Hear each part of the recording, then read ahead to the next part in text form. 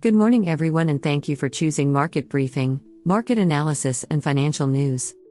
Every day, our goal is to provide you with a thorough and knowledgeable analysis of the most relevant financial news to help you navigate the complex economic landscape. Let's begin our daily review. Market analysis, October 27, 2023. U.S. stock index futures are climbing higher this morning after a turbulent week on Wall Street. The gains come as some positive earnings reports lift optimism following mixed results from major technology companies. Futures tracking the tech-heavy Nasdaq 100 are up 0.8%, looking to rebound after the index fell to its lowest level since May earlier this week. The S&P 500 narrowly avoided entering correction territory, defined as a 10% drop from recent highs. Shares of Amazon are higher by 4.8% in pre-market trading after the e-commerce giant posted better than expected third-quarter revenues and projected strong growth in the holiday quarter. Intel stock has also jumped 7.8% this morning as the chipmaker's earnings beat estimates. According to JPY strategists, around 78% of U.S. companies reporting earnings have exceeded forecasts so far this season, compared to only 57% in Europe. However, many firms are noting signs of weaker consumer demand and a deteriorating economic backdrop. Investors are now looking ahead to key data on inflation and personal spending due out later today. The Personal Consumption Expenditures Price Index is the Federal Reserve's preferred gauge of underlying inflation. The report could influence expectations for the Fed's upcoming policy meeting next week, where the central bank is widely anticipated to deliver a fourth consecutive 75 basis point interest rate hike. In Europe, earnings disappointments are weighing on major stock indexes this morning. The Pan-European Stoxx 600 is lower, led by substantial declines in shares of French pharmaceutical giant Sanofi and UK lender NatWest following downbeat results. On the upside, oil and gas stocks are outperforming as Brent crude oil prices climb back above $89 per barrel. Stronger energy prices are lifting oil majors BP, Shell, and Total Energies. Additional European corporate highlights. Swedish appliance maker Electrolux plunged 14% after its quarterly profits missed estimates by a wide margin. French spirits maker Rémy Cointreau fell 12% to a three-year low after cutting its full-year sales outlook based on weaker U.S. demand. Luxury retailer Moncler dropped 8% as its otherwise solid quarterly sales were overshadowed by expectations for slowing trends. Danske Bank rose 6.4%, leading banking shares higher, after the Danish lender raised its profit guidance. In Asia, stocks in Hong Kong and Japan led broad gains across the region.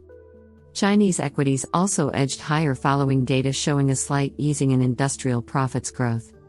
Meanwhile, the Japanese yen is holding steady after Tokyo's core inflation rate unexpectedly accelerated last month.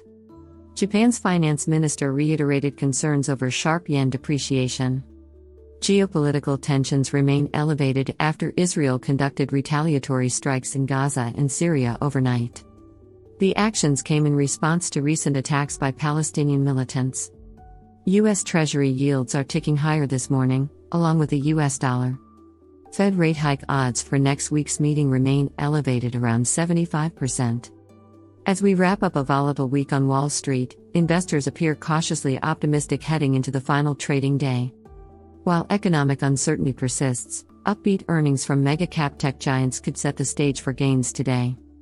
However, all eyes will remain on this morning's inflation data for clues into the Fed's path forward. Financial markets remain relatively subdued early Friday as investors assess the latest macroeconomic events and monitor developments surrounding the Israel-Hamas conflict. In the second half of the day, the U.S. Bureau of Economic Analysis, BEA, will release the Personal Consumption Expenditures, PCE, price index data, the Federal Reserve's preferred gauge of inflation. The U.S. economic calendar will also feature the final reading of the University of Michigan's Consumer Confidence Index for October. The U.S. economy expanded at an annual rate of 4.9% in the third quarter, the BEA reported on Thursday. This reading surpassed the market expectation for a growth of 4.2% and helped the U.S. dollar, USD, stay resilient against its rivals. Meanwhile, the benchmark 10-year U.S. Treasury bond yield fell more than 2% on the day, limiting the currency's gains. Early Friday, the USD index is consolidating its weekly gains above 106.50 and the 10-year yield is fluctuating below 4.9%. Meanwhile, US stock index futures are gaining between 0.3% and 0.9% in the early European session, pointing to an improving risk mood on the last trading day of the week. According to the latest reports, Israeli ground forces carried out a large operation on Thursday, targeting Hamas positions in Gaza. Meanwhile, the international community is urging Israel to have a temporary ceasefire to allow humanitarian aid to reach the region. The European Central Bank, ECB, left key interest rates unchanged following the October policy meeting, as expected. During the press conference, President Christine Lagarde noted that it was premature to start talking about rate cuts, and said that the decision to keep policy steady did not necessarily mean they will not hike again in the future. Euro to US dollar declined toward 1.0500 on the initial reaction but managed to retrace its decline. Early Friday, the pair is holding steady slightly above 1.0550. Pound sterling to US dollar failed to make a decisive move in either direction and ended the day virtually unchanged on Thursday. In the European morning, the pair is moving up and down in a narrow band above 1.2100. Following Thursday's volatile action, US dollar to Japanese yen stabilized above 150.00 on Friday. Japanese Finance Minister Shunichi Suzuki declined to say whether the Bank of Japan intervened in the currency market and repeated that excessive FX volatility is undesirable and policymakers will take thorough steps on FX with a strong sense of urgency. Gold continued edging slightly higher as U.S. Treasury bond yields turned south on Thursday. Early Friday, gold ounce per U.S. dollar is trading modestly higher on the day around $1,990 per ounce. Key events this week: U.S. PCE deflator, personal spending, income, University of Michigan consumer sentiment, Friday. ExxonMobil earnings, Friday. Some of the main moves in markets. Stocks. The Stoxx Europe 600 was little changed as of 9:21 a.m. London time. S&P 500 futures rose 0.6%. Nasdaq 100 futures rose 0.9%. Futures on the Dow Jones Industrial Average rose 0.3%. The MSCI Asia Pacific Index rose 1.2%.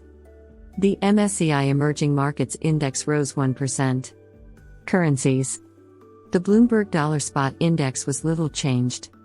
The euro was little changed at $1.0559. The Japanese yen rose 0.2% to 150.13 per dollar. The offshore yuan was little changed at 7.3234 per dollar. The British pound was little changed at $1.2120. Cryptocurrencies.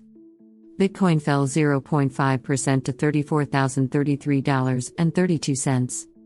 Ether fell 0.9% to $1,782.45. Bonds. The yield on 10-year treasuries advanced 3 basis points to 4.88%. Germany's 10-year yield declined 1 basis point to 2.85%. Britain's 10-year yield declined 2 basis points to 4.57%. Commodities. Brent crude rose 1.4% to $89.18 a barrel. Spot gold rose 0.1% to $1,987.13 an ounce. In conclusion, we'd like to thank you for watching Market Briefing, market analysis and financial news. If you enjoyed our insights and found the information helpful, please consider leaving a like and subscribing to our channel to stay updated with future analyses. Thank you again for your support, and we'll see you soon with more interesting news. Remember, the information in this video is purely informational and does not constitute investment advice. Always consult with a professional before making financial decisions.